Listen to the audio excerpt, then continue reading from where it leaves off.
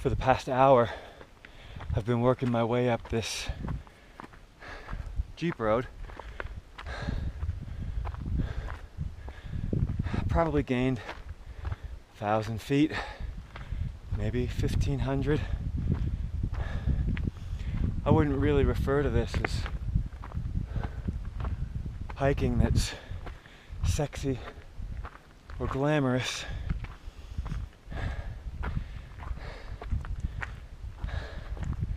People like the single tracks and the wide open views, myself included, but this is what gets us here. In less than a mile, I'll round the bend and I'll see the ridge that I'm shooting for. I'll be above timberline, completely exposed to the elements, and I'll be working my way up to a peak with no name. Stands at 13,338 feet above sea level.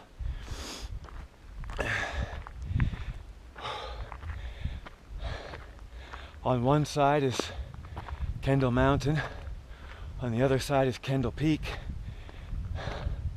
but this little ridge has no name. So once I get above timberline, we'll check back in, see what we've been working towards.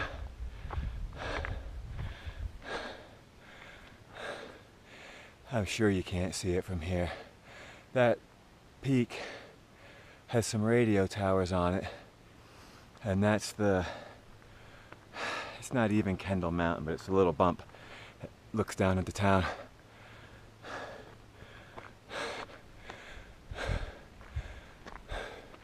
Cabin for sale at 11,000 feet.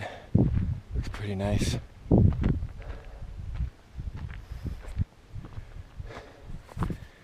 See you in a bit. So here's one of those beautiful views we're all looking for.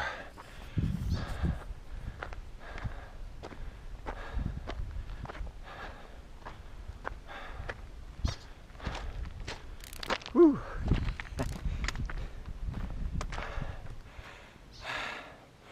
Boulder, Macomber, and that's Blair Gulch.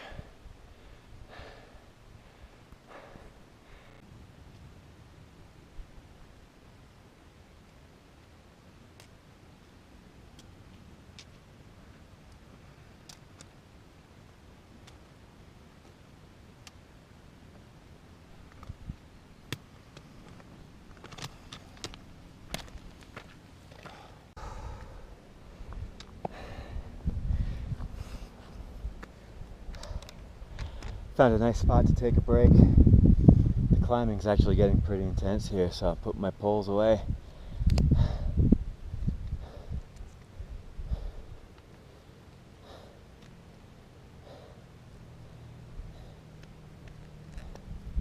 Get to do a little scrambling next. That's going to be 2 hands required, so I don't think you'll be seeing any video of that.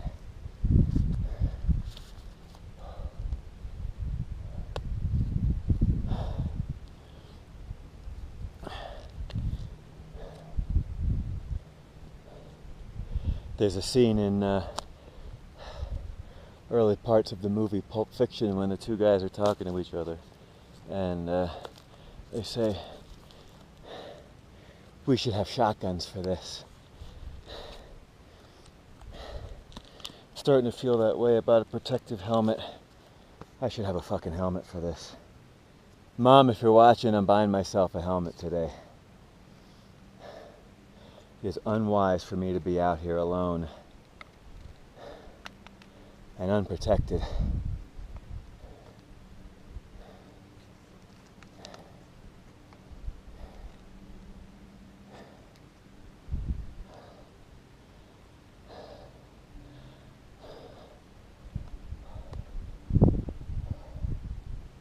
I wouldn't call this activity risky or dangerous necessarily, but without the right protective equipment, it does seem a little silly. See you in a bit.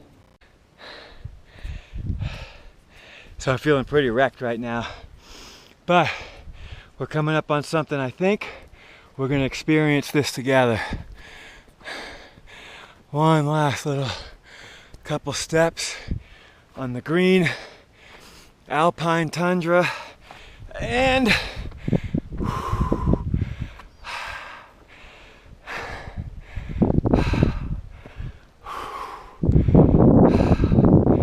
this is why I do it.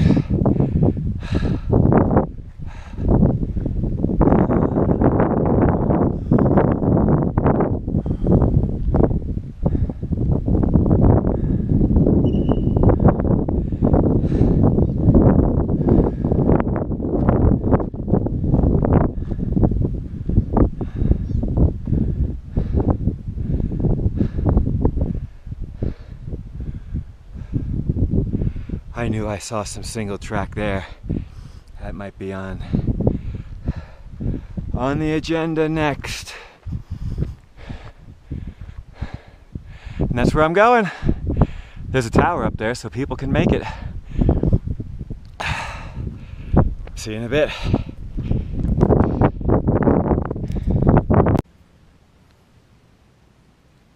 I don't know if you can see what's happening here, but I'm sitting at 11,500 feet above sea level. I just stopped to have a little snack. For me, I'm having the time of my life, and this poor worm is being ravaged by these ants.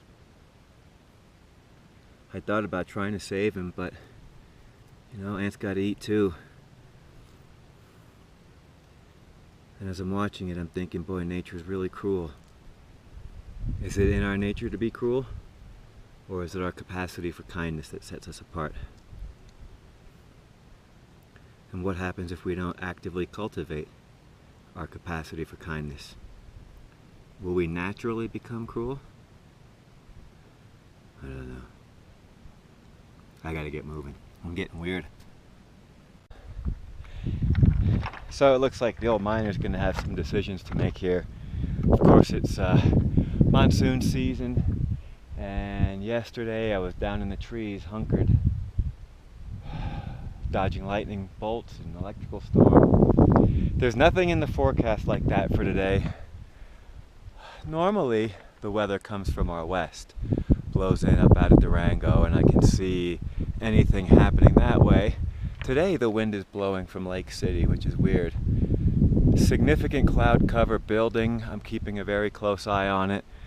Right behind those rocks is a nice little place to hunker down.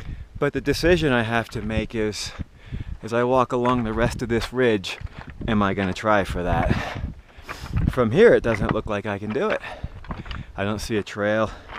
That looks really, really extreme.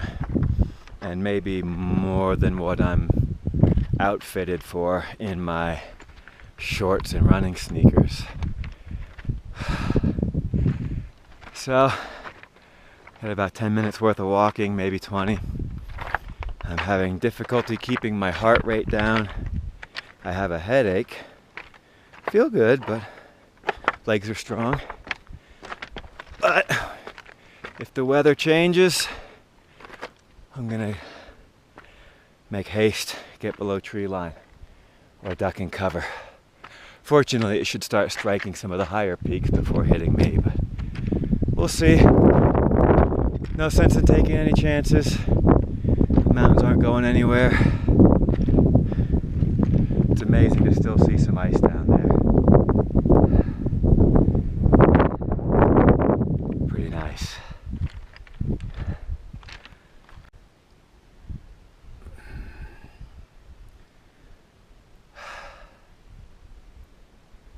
Well, I knew I had a decision to make, and that decision's been made. There's a cairn, and I have no interest in that. That looks too loose for me. I'm a chicken. Everything around me looks like these steep chutes. There's no bailout plan. My original hope had been to go up and over and come home around the back of these mountains. I just don't trust that. Or possibly my own ability. I can't even see the line. So I'm gonna go back into town, find some friends, ask them if they've been here, and maybe get one of them to bring me next time. But that's too scary for me. That's too scary for me. The worst part is I have to go back the way I came, which is also too scary for me. I can't just sit here. Fuck. Hey, this is alpining. I love it. I'm getting up there one of these days. I'm gonna need a friend, a guide, to help get me up there. Shit, I just don't trust it.